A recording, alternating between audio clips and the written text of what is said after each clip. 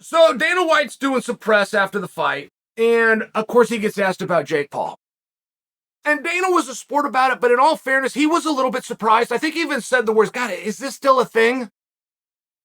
But there was a genuineness to it, where he thought he and Paul had finally separated. But now all of a sudden you got this Paul business going on, and whoever was the plant and asked Dana the question, they did a great job, because whatever he says, it gets carried over to the fact that I'm duplicating it now. But I will tell you, the more that I look into this Paul fight, here's one thing that's going on with this fight. Paul and his team were very worried and very specific with Rahman on his weight. Rahman's fought at heavyweight before. Jake Paul has always had a size advantage. He has never hidden from the fact that he wants a size advantage. Never hidden from the fact when he's calling out the Conor McGregors and the Canelo Alvarezes of the world, that for what he's going to make up with inexperience, he's going to compensate with grit and reach, youth and size. Part of the story. It appears to me that Team Paul is trying to hide the idea of what they need Rahman to weigh and the details of what Rahman needs to weigh fight night.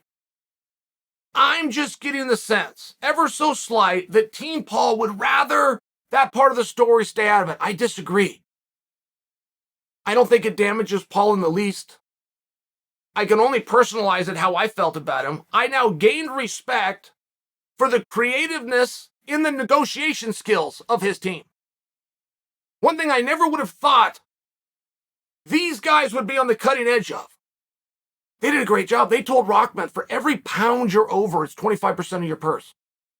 So if you miss weight by 4 pounds, you're fighting for nothing. I've never heard it said that way. A commission won't do that. They have a limit where things get silly. It's usually not even written down. They will just take a look at it and what makes sense right in that moment if somebody was too far over to even sanction the fight. They will take the same amount whether you're an ounce over or 10 pounds over, which is either 10% or in some jurisdictions, 20. The fact that Jake Paul and his team were so specific, because guys will measure that all the time. What would I rather have on fight night? 10 extra pounds. 10 extra pounds, which is an entire day and a half of not suffering. Or the 10% of my purse. So I'm doing that math real fast. $25,000, $2,500 goes over here. I'm calling dominoes right now instead of going in the box. I mean, that's a very real thing. So Paul and his team do get credit. They did think about it, not just a pound. It's for each pound. And I love that side of the story because Rahman is a much harder opponent. Now, Dana got asked about this. Dana said, well, Rahman had just lost to Tommy Gunn's son. If I had been the matchmaker of this, I would have gone after the guy who got the knockout, not who got knocked out. And then he got off it. But that was Dana's 2 cents. I'm just seeing it from the Paul perspective. You got to make sure everything's on brand. It is very on brand. He should be advertising that. He should be saying, I could fight Tommy Gunn. Tommy Gunn was begging us.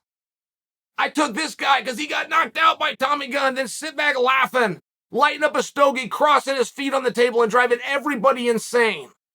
And old Jake Paul would have done it that way, by the way.